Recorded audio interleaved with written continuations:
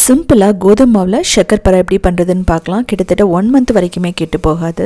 இதுக்கு வந்து பார்த்தீங்க அப்படின்னா 1/2 கப் சர்க்கரையை நல்லா ஃபைனாக அரைச்சிக்கணும்.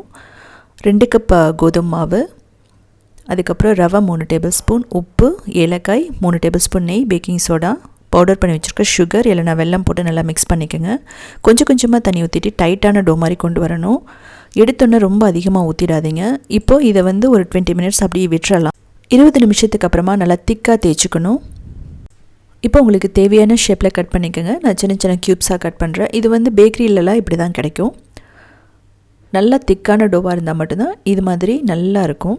இதுக்கப்புறம் நல்லா சூடான எண்ணெயில் போட்டு லோ மீடியம் ஃப்ளேமில் வச்சுட்டு நல்லா கிறிஸ்பியாக கோல்டன் ப்ரௌன் ஆகிற வரைக்கும் ஃப்ரை பண்ணி எடுக்கணும். ஸோ பொறுமையாக பண்ணுங்கள், இதுக்கு டைம் அதிகமாகும். ஸோ நல்லா லேயர்ஸ் எல்லாம் விரிஞ்சு வரும். அதான் வந்து நல்லா கிறிஸ்பினஸை கொடுக்கும். குழந்தைகளுக்கு ரொம்ப பிடித்தமானது கூட, டீக்கும் பர்ஃபெக்டாக இருக்கும். எல்லா ஃபெஸ்டிவலுக்குமே இதை செய்யலாம்.